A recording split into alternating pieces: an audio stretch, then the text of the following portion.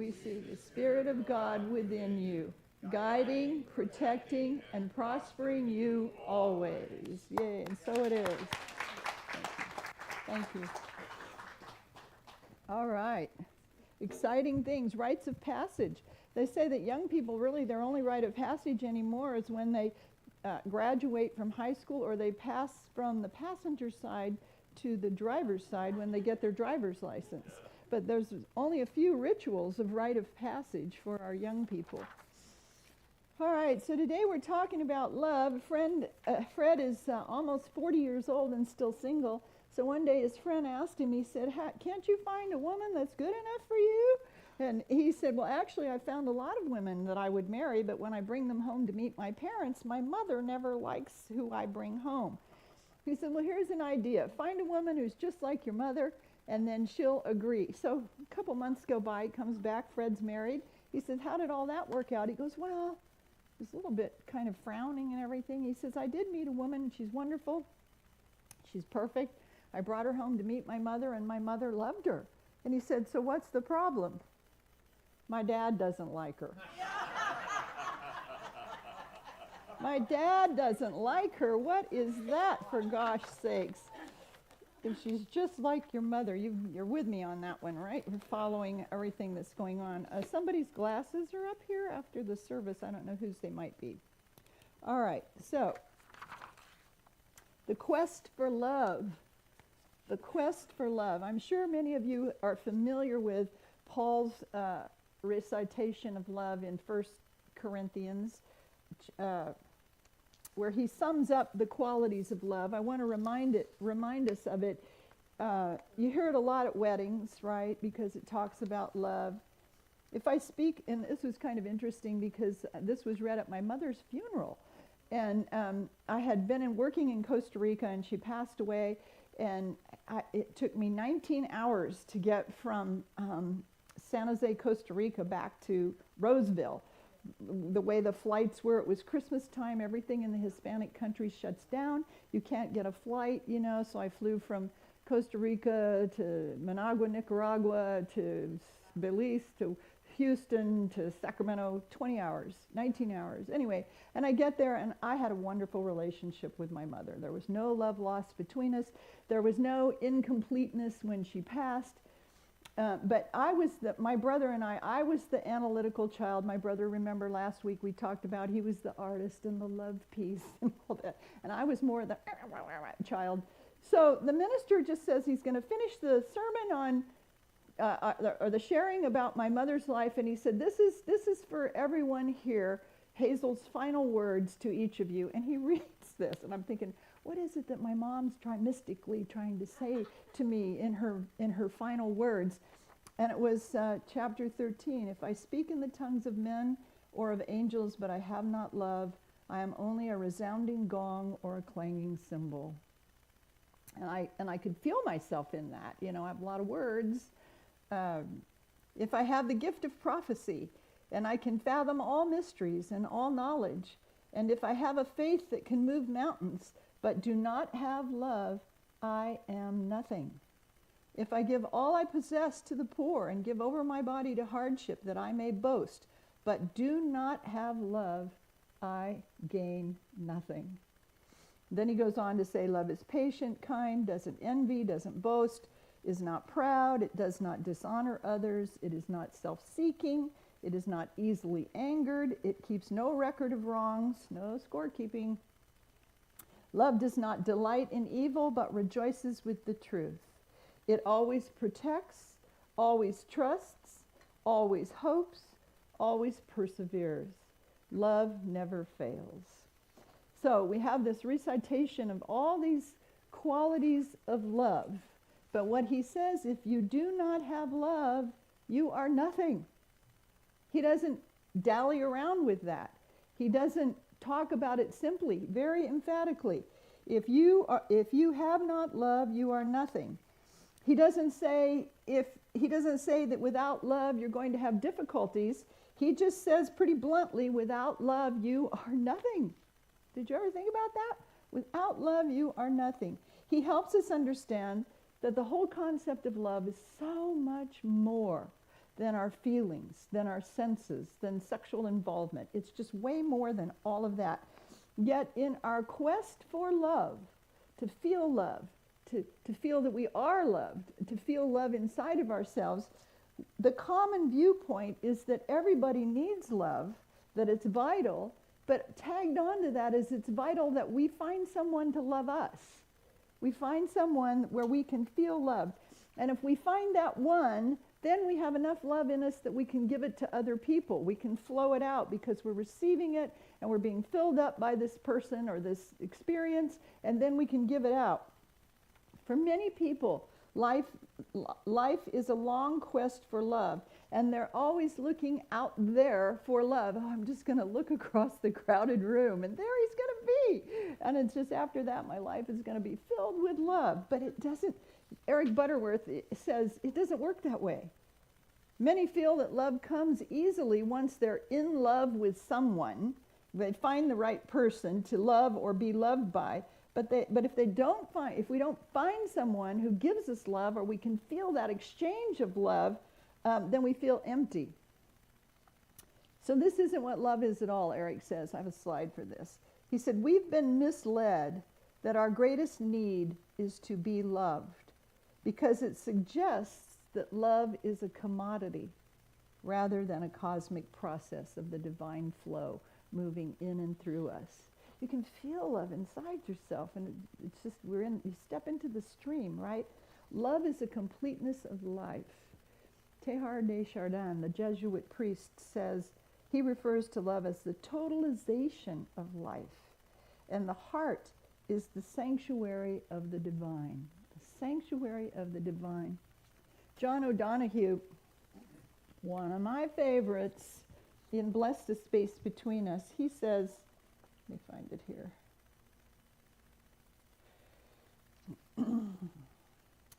The heart is where the beauty of the human spirit comes alive. Isn't that the truth? Without the heart, the human would be sinister. To be able to feel is the great gift. When you feel for someone, you become united with that person in an intimate way. Your concern and compassion come alive, drawing some of the other person's world and spirit into yours. Feelings is the secret bridge that penetrates solitude and isolation. Without the ability to feel, friendship and love could never be born. All feeling is born in the heart. This makes the human heart the true jewel of the world, the jewel that lives in you. This makes the human heart, your ability to feel. All feeling is born in the heart. That makes the human heart the true jewel of the world. And then he talks about the rest of us, the rest of the parts of us. Facing outward, the senses are ever in new conversation with whatever surrounds us. Facing possibility, the mind is in relentless thought flow. But concealed within the dark, the heart is concerned with who we are and who we are becoming. Beautiful, beautiful words. And Jesus makes this statement, advises us to love one another, not because that's a good Sunday school moral that we should all take on, but because if we're not giving expression to love, we're blocking the flow. If we're not giving expression to the activity of love, then we're blocking the flow of the cosmic process of love. And we're out of rhythm with spirit. We're out of rhythm with spirit. We're not in tune with a very specific power that enables us to live vitally and abundantly. I mean, when you feel love flowing in and through you, you can do anything, can't you? You're just empowered for everything. Whether you're healing from an illness and you take a step. I remember when I broke my wrist, and the cast came off, and I could the joy of finally being able to use my hand freely again without the weight of that cast. It was just loving and joy-filled. Eric Butterworth says, and this is what sparked me to this message today and next Sunday. I had a difficulty in my life, and I picked up Eric Butterworth's book, Practical Metaphysics, and just flopped open to the chapter on love, and I found myself on every page about learning to love. Eric Butterworth says, when we give way to love, when we allow this cosmic flow of love to come forth from within us, then we're synchronized with a tremendous, transcendent process, and we enter the dimension of divine completion. We live from heaven on earth. When we're in that flow, when we step into that stream of that energetic flow, that cosmic force, it's heaven on earth. And really all creativity is there. All ability to create is there. All healing is there. Everything is there. Just as Charles Fillmore said in our invocation, I am now in the presence of pure being, immersed in the Holy Spirit of life, love, and wisdom. I acknowledge thy presence and power, O blessed Spirit. In your divine wisdom, erase all my limitations and all the ways that I block love and all the fear, doubt, and worry. And from your pure substance of love, bring my world into manifestation according to thy perfect law. From the pure substance of love. And so today I want to remind us that in our quest for love, our need is not to be loved. Our need is to love. Right there. Our need is not to be loved, but to be loving. Because when we are loving, when we're giving it out, we have to be receiving it. We have to be a conduit and a channel for it. Immersed in the presence of pure being, from the pure substance of love, bring my world into manifestation. Within every person, there's a hunger and a thirst to express love, to give love, to radiate love, to get ourselves in tune with this cosmic flow that's at the root of our being, and to simply plug in and express out of the overflow.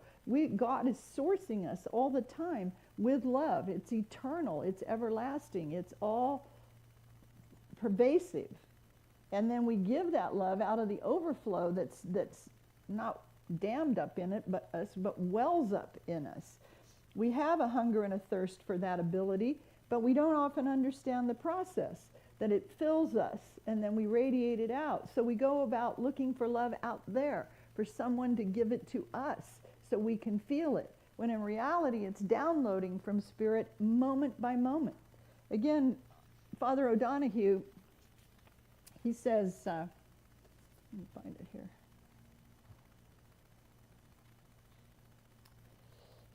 His words are beautiful.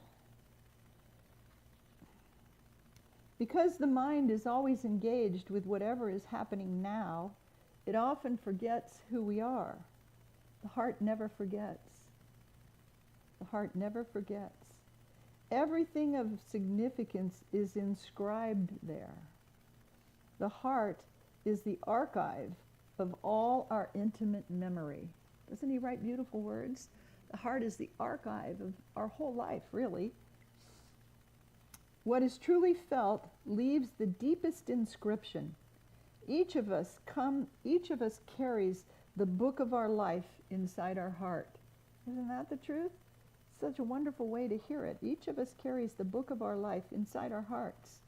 Though we live much of our lives outside in action and engagement with the world, the deeper impact of what happens is registered in the narrative of our hearts. And because the heart dwells in unattended dark, we often forget its sublime sensitivity to everything that is happening to us. Yay for that. Beautiful, beautiful words. The deeper impact of what's happening in our lives. What our lives are inscribed in our heart. And when we get still and turn within and we feel that, it's just joyful. God is love, and we are that. Again, Mr. Butterworth said, and when I picked up the chapter on love, he said, God is love, and we are that. We know in unity, we say we live and move and have our being in God, and it's our eternal reality. But when we say God is love, it's easy to think that love is something that God gives to us, and then we receive it, and then we pass it on to others. But that it's not, when we say God is love, it's not what God has, it's what God is. We say God is wisdom. We say God is power. We say God is intelligence. We say God is life, right? But he says God is wisdom. And whatever else you think God is me. Then he says, does that surprise you a bit? Said another way, God is love, and I am that love. I am the activity of God expressing itself as me. So you become an ambassador. You become the channel for God's love in the world. And living in that role, living in that responsibility, living in that essence is interesting when you walk on your everyday life, isn't it? Can you be loving every second? I can't do it every second. It helps me to remember I am the activity of God expressing as love, moving love out into the world. We have no love of our own. We feel and live love from our one-ment, our atonement, our attunement with the cosmic flow.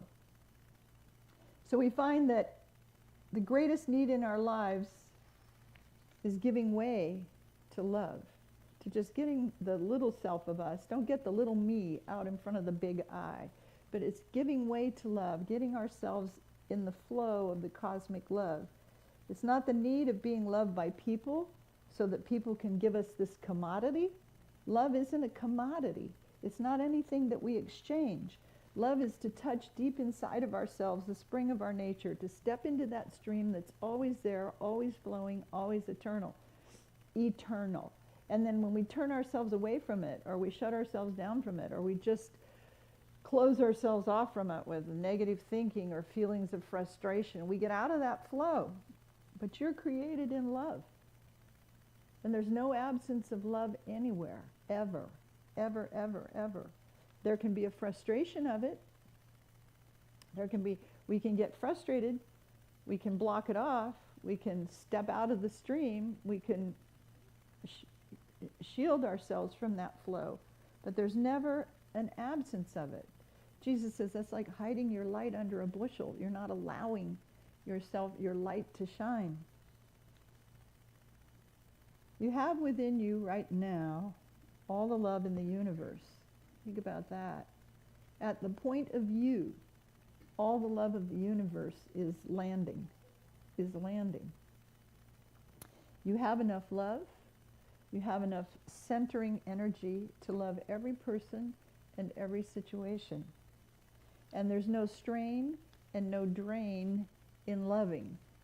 You're never depleted by giving love. You can't give it away and then you can't give it to someone else and then have less yourself, right? You don't give it to them so that now you have less and they have more. You're never depleted. You're never empty of love. You're never void of love, right? Nor is your loving about exhausting yourself trying to love someone, right? We've all heard, oh, I have loved and loved and loved and loved that person, my child, my spouse, until I'm just exhausted. Eric Butterworth says, nope. He says, you're not. He says, if a person feels a sense of strain or drain in loving, it's because they are out of tune with their own inner flow. Because it's unlimited and it flows profusely all the time. As a commodity, I can't package love and give it to you, nor can you give it to me. There's no exchange of a thing called love. Now don't get me wrong. I can be loving. I can create a loving environment. I can bathe the person in the light of love, but I don't exchange anything with that person. I don't exchange anything. I don't feel a sense of loss because I've given something out and it's depleted me. I'm not exhausted because I love. I always use the example. I always think of a puppy or a dog. They just love you unconditionally. All they know is to love. You can discipline them, you can abuse them, and they come right back with licks on your fingers or your hands, right? They just love you. All they know is to love. And that's a good example for how we get to love. It doesn't mean if something's unlawful or something's abusive, you don't handle that according to the laws that regulate that. But it doesn't impact what your attitude about it, what your consciousness is that surrounds it, is important. I do not exchange anything. I don't feel any loss because I love a person. I simply give way to love that is eternal. Nothing in me has been depleted, diminished, or reduced when I continue to love. So loving someone, Eric Butterworth says, he's a Unity minister in New York City for years. Parenthetical note, he used to do the Unity message in Lincoln Center in New York City, right? Famous, huge, 1,000 or more people every Sunday. And one person attended there, as far as I know, at least one time, and took on this message of, I am everything. The Christ in me is everything, only they just took on the ego part of I am everything. And that person was Donald Trump. He attended Eric Butterworth's messages in Lincoln Center in New York City. So loving someone, that's a side issue. Loving someone is simply centering and feeling yourself in the divine flow of love that is within you. And then it's seeing out of that consciousness the experience, the condition, or the person. And then it's sending a flow of love to them as you behold the divine in them. And then there's union. There's that experience that Father O'Donohue talks about. There's an intermingling. There's a joining. There's an infusion or an overflowing and a bathing in love together. There's no exchange of anything. There's only an intermingling of consciousness. And love is so all-powerful that any unsettledness in that experience, love can dissolve, love can harmonize, love can bring peace to. The emphasis of loving is on you. It's letting your light shine. It's keeping your light turned on. It's standing in the stream, not because the world needs your light, because they probably do, and not because your family needs the light, because they probably do, not because your coworkers need the light, because they probably do, but because you need to keep your light turned on. Otherwise, it's your consciousness and you that are going to feel the effects of not loving or blocking love. Mr. Butterworth says this is key. If you're not flowing love, then you're not letting yourself be a receiving, dispersing instrument of God. You're not letting yourself realize or experience the fullness of love as it is already and eternally in you. So check to see this week for part 1 of our love series. Check to see if you have let yourself see love as a commodity. I give to you, you give to me. I give to you and you're not giving me enough. You're not loving me the way I want to be loved. I don't feel it because you're not doing A, B, and C. Check to see if you've let yourself see love as a commodity and you've become dependent on feeling love, on whether someone is giving it to you, whether your family, your friends, all the appreciation, the praise is coming to you from outside of yourself. When you get centered in a consciousness of loving, you feel good. You get centered in you feel good. You can love whoever and wherever there are difficulties. And the love you feel is not so much what you're giving the person as what you're giving way to. Giving way. You give way to it inside yourself. When we love others, there's no need to set the person right or to straighten them out. Eric Butterworth again says we don't set people right. We see them rightly. We see them in that flow of love, and then we straighten out our own consciousness. When I'm at cross purposes with someone, again, he says the only wrong involved is that I'm seeing out of a less than loving consciousness, and that's what I have to straighten out. I had the experience a few years ago when I was working in a place, and a coworker, there was an incident that was hurtful, and just a mishandling of something that resulted in angry feelings and hurtful feelings, and it got resolved. And then almost 6 months later, a coworker came in and sat at my desk and said she still had ill feelings toward the person that caused the incident, even though it had been worked out.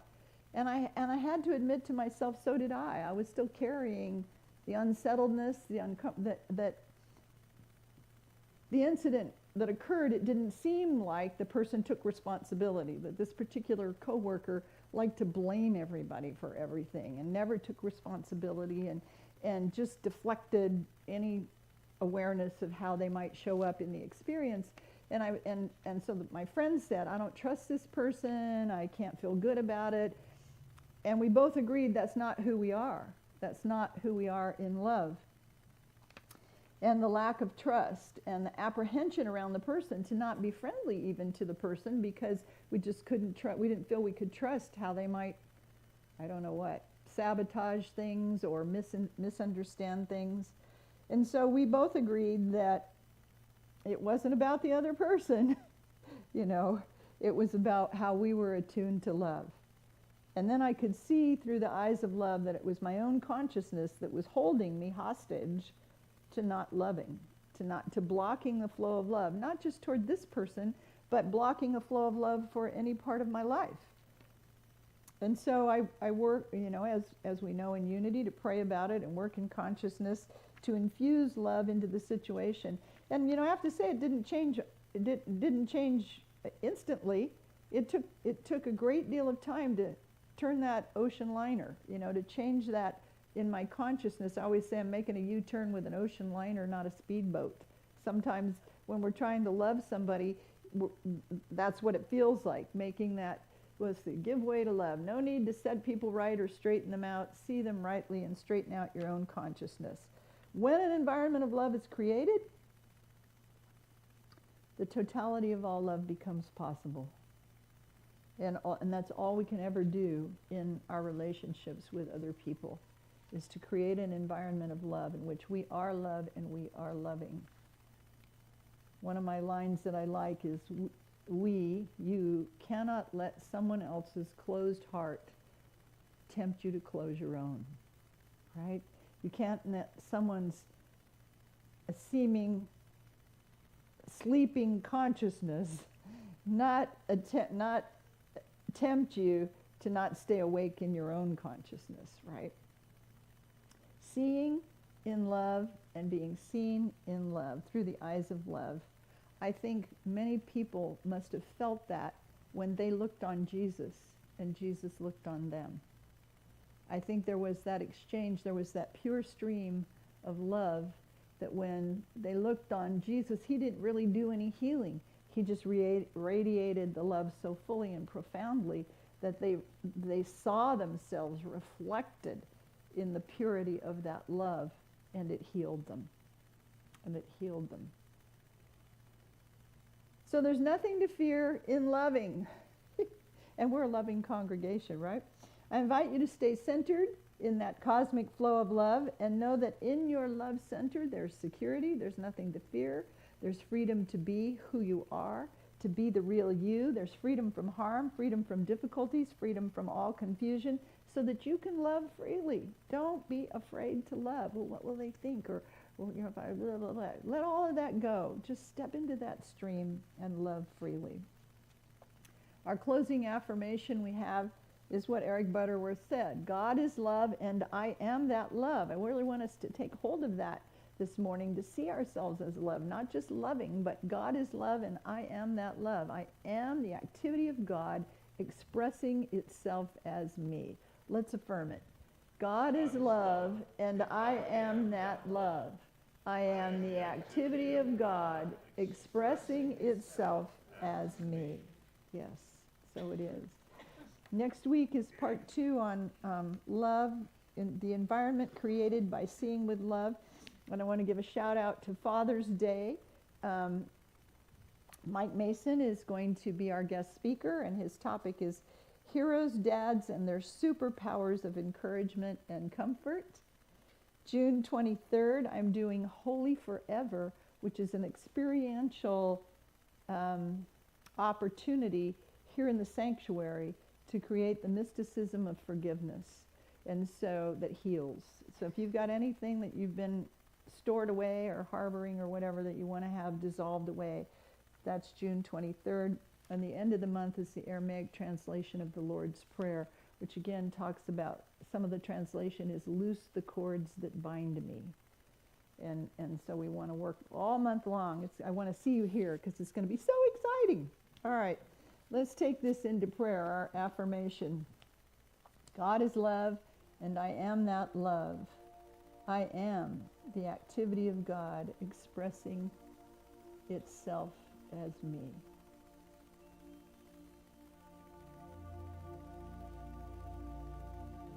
So let's be still and know that I am God.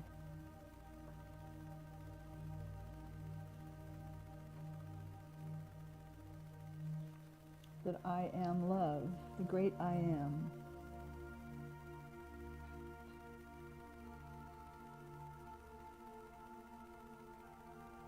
And in our prayer time, see yourself stepping into a beautiful stream.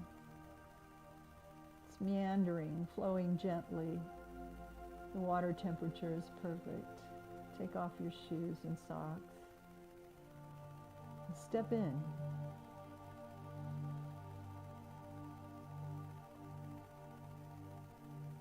And as the water moves over you,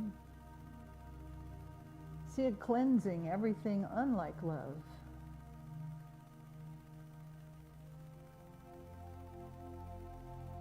Feel it comforting you. Feel its power of restoration. That all the hurts and incidents and things that seem so impossible to resolve are simply washed away. There's no effort on your part. It is the cosmic process of love.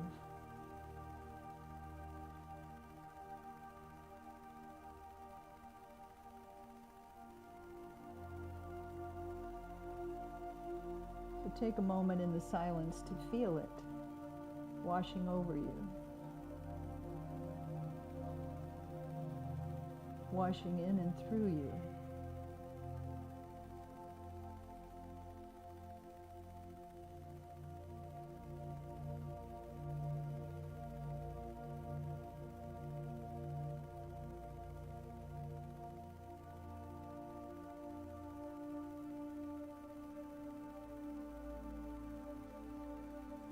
If I speak in the tongues of men or of angels, but do not have love, I am only a resounding gong or a clanging cymbal.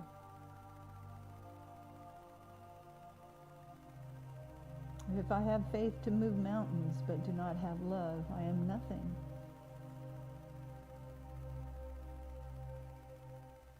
And so we receive that infilling of spirit, that love is patient, love is kind. Whatever circumstance in your life needs healing right now, or needs encouragement, or needs the blessing of fortune and favor and success, love never fails.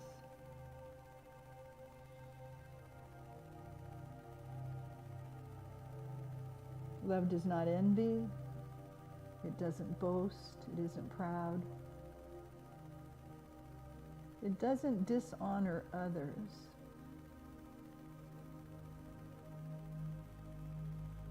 It's not self-seeking.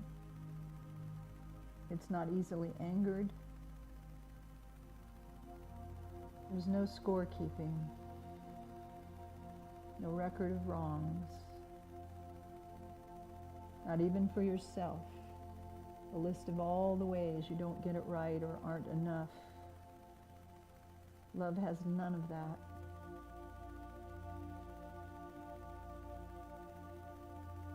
Love rejoices with truth. It always protects. It always trusts. It always hopes. It always perseveres.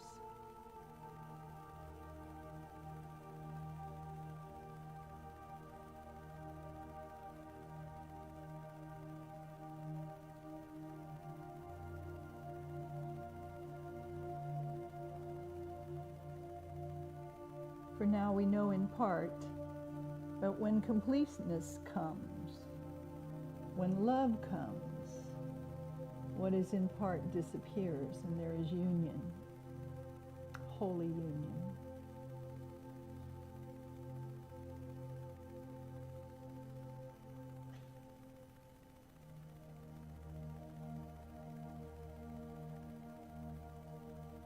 So let yourself mingle with love today. Open wide the sanctuary that is your heart, and inscribe there some beauty, trust, faith, strength, perseverance.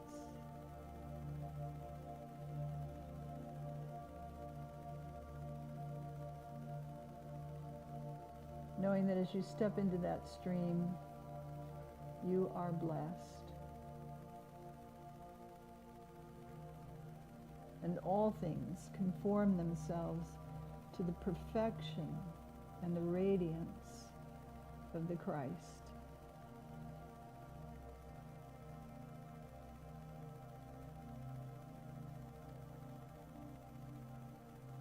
And we let our attention turn to others, our loved ones, this ministry, all those who have asked for prayer from our ministry, the names in our prayer chest. And we know the same truth for each one as they step into the stream of an unending flow of love.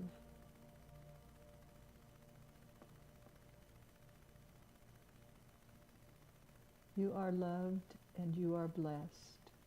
Let's affirm it for others. You are loved and you are blessed. And then stream that love.